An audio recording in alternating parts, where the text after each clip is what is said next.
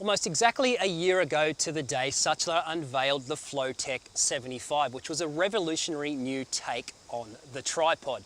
Now, almost as soon as it came out, people were asking, when can I get a 100mm version? Well, now you can. So this is the brand new Flowtech 100. Now, at first glance, it looks almost identical to the 75, and it shares a lot of the same traits. But a lot of the internal components have been redesigned. In fact, 30% of the components on the Sachtler Flowtech 100 are new and improved over the Flowtech 75. There's a new braking mechanism, there's a new mid-spreader on here, and these legs can handle significantly higher payloads than the 75.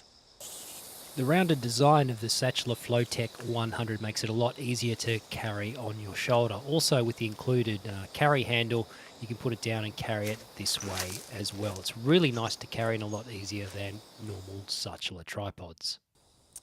One of the great features about the Flowtech 100 is just how quickly you can make height adjustments using the new brake locking mechanism. So I'll show you how easy this is to do.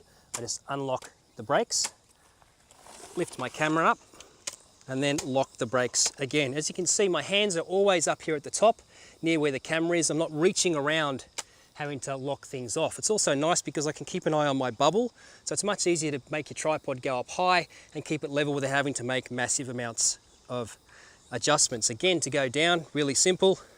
Unlock the brake and you can see one leg will go down.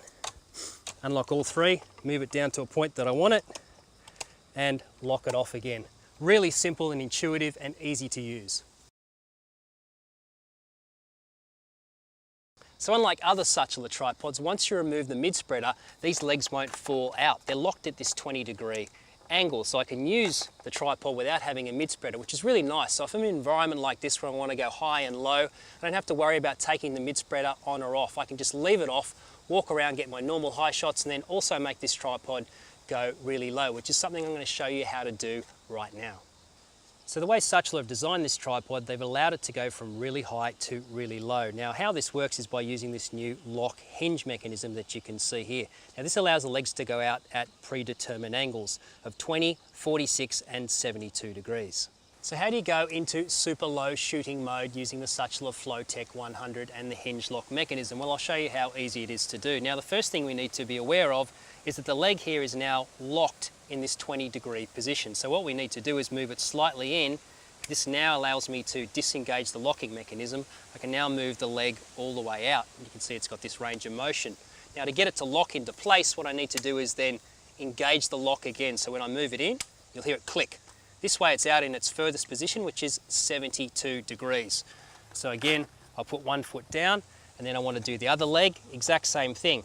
Move it in, disengage, put it all the way out, engage the lock again, move it to that position, and down it goes. Now, make sure you hold onto the camera so it doesn't slip over. Again, engage this one, re-engage the lock, and there we go. We're now in super low mode. So to go from low mode back into normal mode, really easy. All I'm going to do is I'm going to pick up the camera, I'm going to move one leg in, you can hear it click, then it's in that position, move another one in, move the final one in, and it's as easy as that. I can then level off my tripod, and then again, if I want to go up quickly, easy to do, lock them off.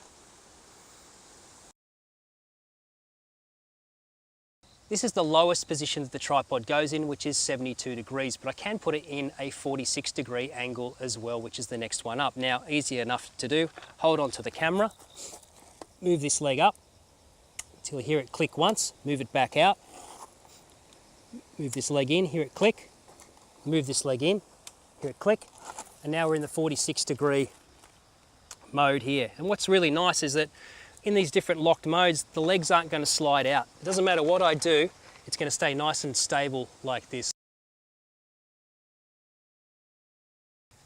The hinge lock mechanism is going to take you a bit of time to get used to. We have this built-up muscle memory from using traditional tripods, and we have to readjust when using the Flowtech 100. The whole locking and unlocking of the hinge mechanism and moving the legs in and out does take a little bit of time to get used to.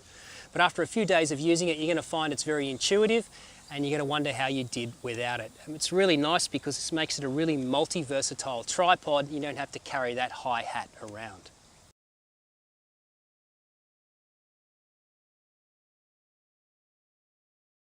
If you're working in news, documentaries or event coverage, then speed is everything. So let's see how the Sachtler Flowtech 100 compares against the Sachtler ENG2 CF. Now the first thing we're going to do is go from this low position to the high position. We're going to see how fast we can do it. So are you ready? On the count of 3, we're just going to do it. So 1, 2, 3. There we are, done.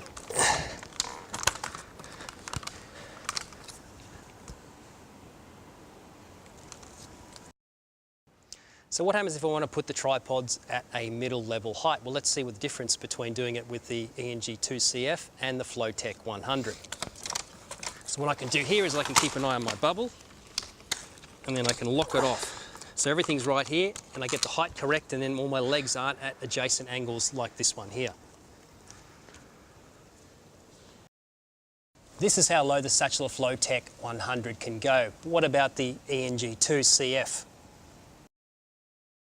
So now let's do a comparison to see how quickly it goes from low height back up to regular height. You ready? 1, 2, 3, go.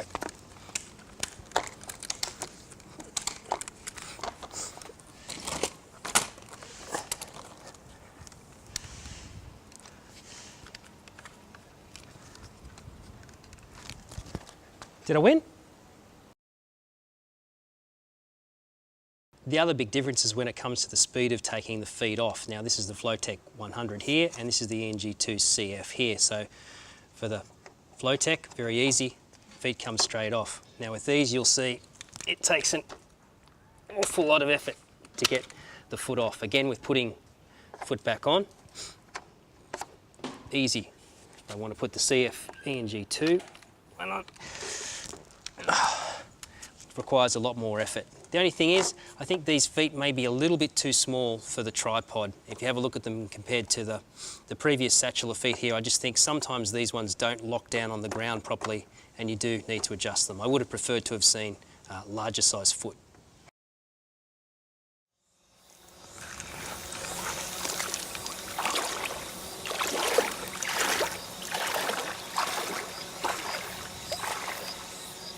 A good tripod needs to be really robust and durable and withstand the test of time. You need to be able to take your tripod out into a variety of different shooting environments, temperatures and conditions, and it needs to work without failing at any time. Often when you're working in news and documentaries, you know, the tripods can end up in all sorts of environments: dirty, dusty, snow, rain, salt water, and it needs to be able to withstand all of those types of conditions. A tripod is something that we normally sort of tend to overlook and don't pay a lot of attention to. It's just something we put a camera on. You know, this is the beauty of a tripod, is it can take all this type of punishment and being used in all these different types of conditions and terrains, and it won't let you down. Whatever you throw at it, it needs to stand up and be able to live up to expectations of knowing that you're going to be able to take it into a very remote environment, and no matter what you do with it, it's not going to fail or break. The Flowtech 100 is certainly going to get used in a lot more situations where previous Sachtler tripods couldn't go before. Here you can see I'm now submerging this completely in water to get this nice low angle shot. This is something I couldn't previously do with a Sachtler tripod. So it needs to be built really tough, and it needs to last and stand up in these very extreme conditions, because the tripod is going to get used in a lot more environments such as this. As all of the 3 legs can be adjusted independently, it makes it really easy to use it on unlevel surfaces like you can see here, where you need to put the tripod legs at various angles. In a nice design move, Sachtler's incorporated drainage holes in the bottom of the tripod. So if you've been using it in the water like I have here, you simply lift it up and you can see all the water drains out through the bottom. This is nice because you don't get water trapped inside, and then you can put your tripod away.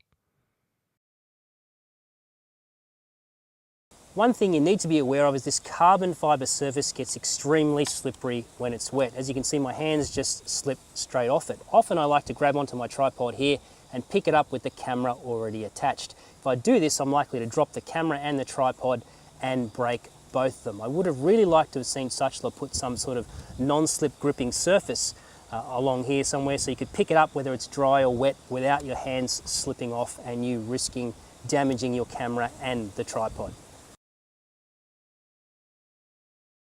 The Sachtler Flowtech 100 makes for a really compelling option if you're working in news, documentaries, EFP, E&G environments where you need to carry around a large camera. It's got a heavy payload, and I really love the fact that it can go high and low, and this all can be done really quickly. Not having to carry a hi-hat around and being able to get those really nice low shots from one tripod is a really pleasant change from Sachtler. Now, is it the perfect tripod? No, it's not. There is some things that I would like to see improved, but Sachtler have done a really good job with the Flowtech 100. It's robustly made and it's really easy to carry around. It's lightweight and easy to operate.